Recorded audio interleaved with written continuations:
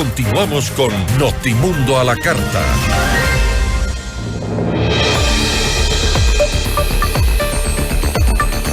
Hay que ponerse esto. Las recientes declaraciones del presidente Daniel Noboa sobre la existencia de 2.000 hectáreas de plantaciones de coca en la frontera norte del país generan cuestionamientos de varios excomandantes de las Fuerzas Armadas, quienes consideran que si estas afirmaciones son ciertas, se estaría poniendo en duda el trabajo de control de las fuerzas militares en los límites fronterizos. Nuestra entrevista de hoy en Notimundo a la Carta. Nos acompaña a esta hora Wagner Bravo, ex secretario nacional de Seguridad Pública y del Estado. ¿Cómo está? Muy buenas tardes. Buenas tardes, Gisela. Ya nos escuchan a través de la radio. El calor de Quito está muy interesante. Sí, bastante fuerte.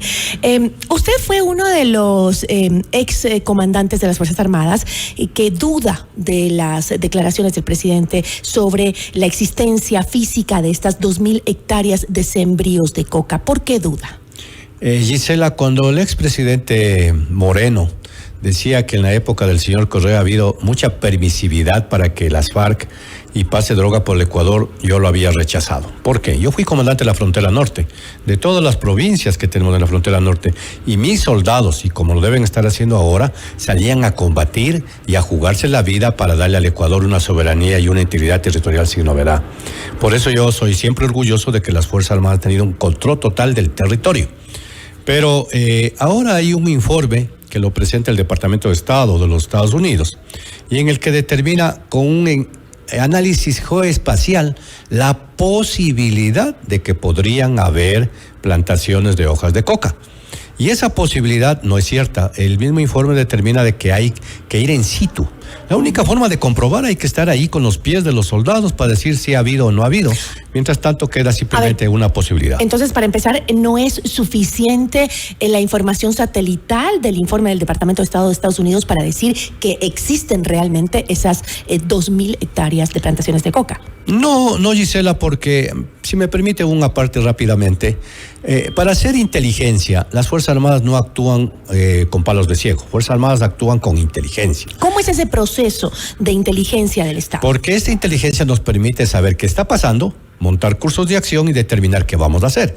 ¿Cómo nace la agencia? El proceso. Tengo una información y hoy tenemos que tener mucho más cuidado porque las redes sociales dicen lo que es y lo que no es, pero no nos pongamos en este caso. Esta agencia de búsqueda de información, que en este caso el Departamento de los Estados Unidos con un aparataje del INL que busca información sobre drogas, va a la fuente. En este caso son los satélites, que lo ha hecho los Estados Unidos, y dice aquí hay una posibilidad de esto.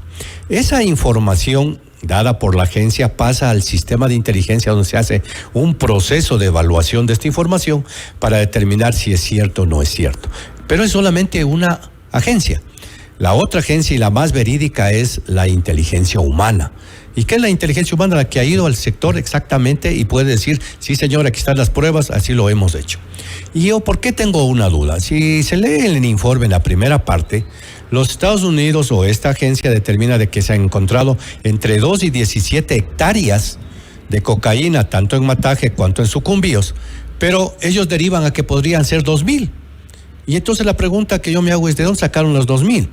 Sí, la información, yo también me permitiría decir, Gisela, yo había sobrevolado en el año 94 el Ecuador con un avión de los norteamericanos, esos aviones muy sofisticados que tienen contacto con satélite, con detección de calor en tierra, etcétera, etcétera. Y cuando se sobrevuela, vamos a un lugar selvático. ¿Qué le llama la atención al piloto y a los que están ahí? Un espacio abierto en mitad de la selva. Este espacio no existe. Así inclusive determinamos en 1995 la infiltración que había hecho el Perú. Cuando se ve ese espacio, lo que se hace es determinar la información satélite, sobrevolar el área para saber por qué hay ese espacio. Y eso lo dice el informe, que puede ser la dinámica social. Uh-huh. ¿Qué tenemos en la frontera? Si vamos al sector de Mataje, tenemos bastante deforestación. hay muchas personas que... Para otro tipo de sembríos también. Indiscriminado. Bueno, sería Solo para eso. madera. Sería bueno para la madera.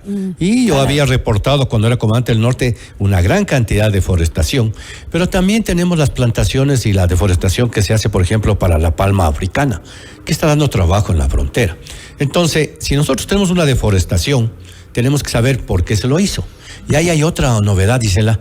Alguna vez conversaba en la parte norte de aquí, del Ecuador, por Sucumbíos, en Palma Roja, y le decía al presidente de la época, le digo, vea cómo está abierto el terreno. Le digo, deberíamos pagarles a los ciudadanos para que no corten los árboles, porque tenía un pastizal bien bonito, pero no tenía ni una vaca. Dice, es que la costumbre del agricultor es limpiar el terreno, así no tenga que sembrar ni quien coma el pasto. Entonces eso no nos puede hacer.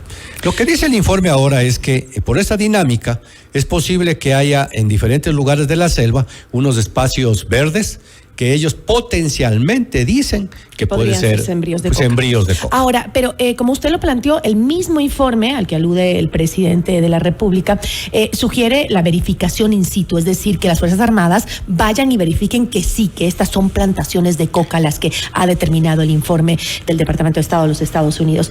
¿Usted cree entonces que debió haber sido ese el primer paso antes de hacer público este anuncio? El sistema de defensa o sistema de seguridad pública del Estado tiene que tener unos diferentes pasos, de tal manera de que no podamos, como digo, las Fuerzas Armadas no operan con palos de ciego. Tenía que haberse verificado la información, haberse puesto fuente humana, buscar otras agencias de información y decir, sí señor, efectivamente hay. Yo me imagino, y de lo que tengo reportes que está en la prensa, las Fuerzas Armadas en el sector de Sucumbíos y Orellana han ido a verificar.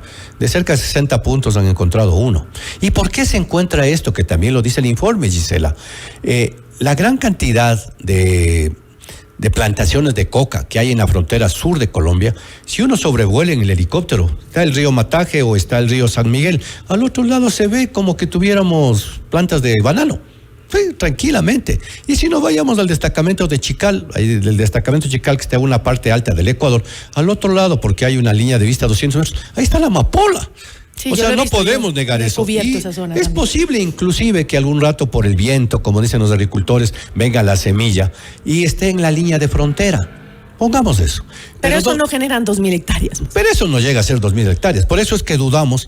Y hay otra cosa que es importante, que también lo dice el informe, es porque los ríos, cuando crecen, hacen que esos islotes que arrastran la arena, en algún momento estén en Colombia y algún momento estén en el Ecuador, por el delta de los ríos. Tampoco se habla ahí de y entonces se habla de que es una frontera media disímil y que a veces nosotros ya hemos ido algunas veces a un islote y tenemos los reclamos de Colombia. Y señor, ¿y usted por qué está en mi territorio? Es que la isla hace 2 meses antes de que llueva era ecuatoriana porque estaba más hacia el Ecuador y ahora se ha ido más hacia Colombia. Por eso es que el informe dice que la frontera es. Luego de eso, en el Triángulo de Coenví, con esto termino, Gisela, hay unas líneas verticales geodésicas en donde se necesita saber exactamente y con GPS si estamos en Colombia o en el Ecuador. Eso es lo que dice el informe.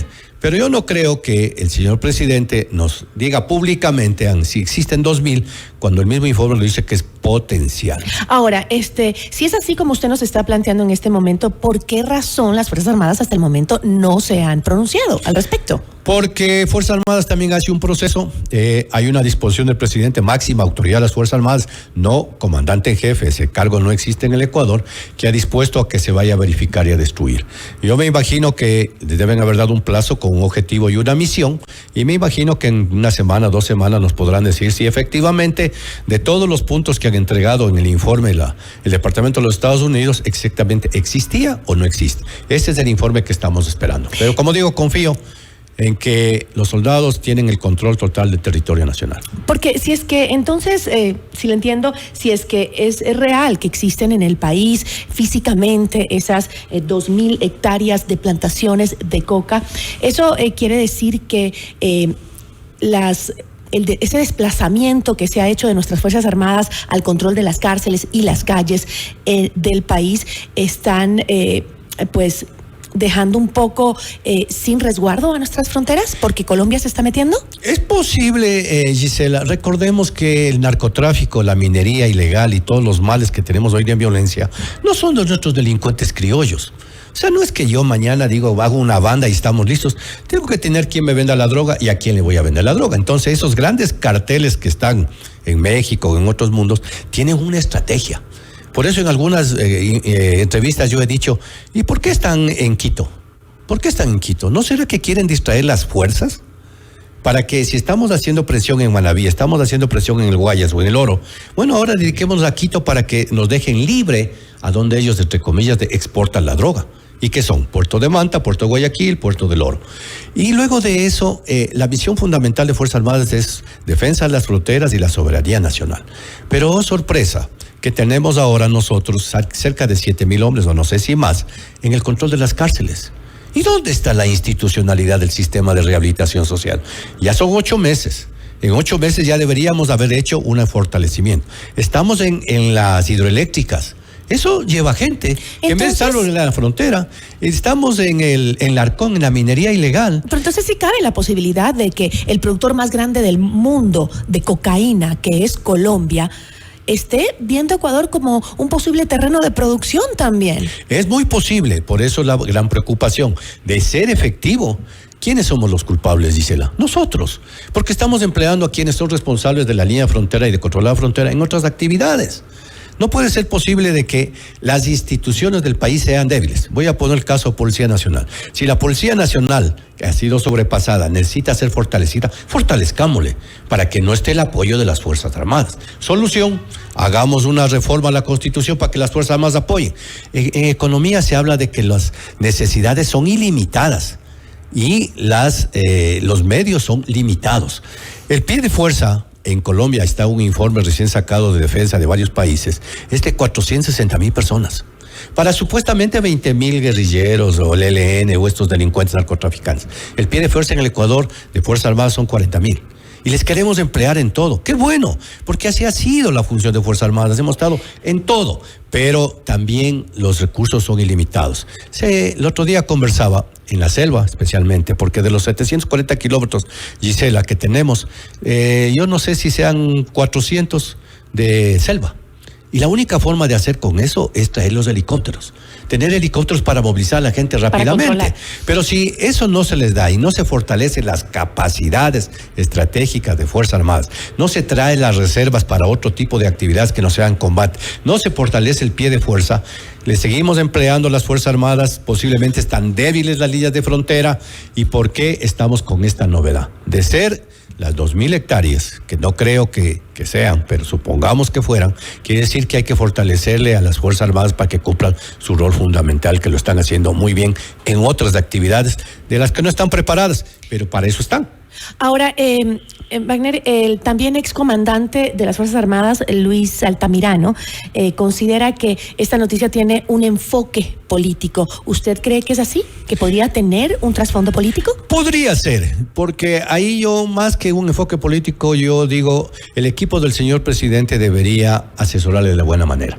Tenemos un informe que, como digo, es una sola parte de todo un proceso de inteligencia que nos ha dado una agencia y no podemos decirle al mundo, señores, nosotros somos un país productor de cocaína. ¿Qué afecta eso en la inversión extranjera? ¿Qué afecta en eso en el turismo? ¿Qué afecta en eso los que salimos?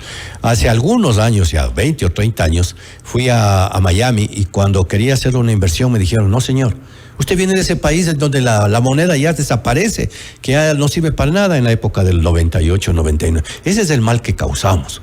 Entonces, si es que el presidente realmente lo ha dado un fin político o un tinte político, deberíamos esperar los informes correspondientes de todo este proceso que debe hacer el Centro de Inteligencia Estratégica, es decir, esto es real. Luego de eso debería pasar al Consejo de Seguridad Pública del Estado, para que en ese alto nivel se analice qué nos está pasando y qué hay que hacer. Y yo creo que si no existen, el señor presidente tendrá que corregir. Y si existen realmente, pues tenemos que tener cortes del asunto para que devolvamos a las Fuerzas Armadas de su función principal, fortalezcamos las capacidades estratégicas, fortalezcamos al SNAI, fortalezcamos al Arcón para el control minero, fortalezcamos a la policía. ¿Por qué estamos en este problema, Gisela? Porque desde mi punto de vista hay mucha corrupción y la institucionalidad del Ecuador es muy débil. Por eso utilizamos a otras instituciones en la misión de otras instituciones. Yo creo que mi criterio, por haber sido militar más de 40 años, las Fuerzas Armadas cumplen.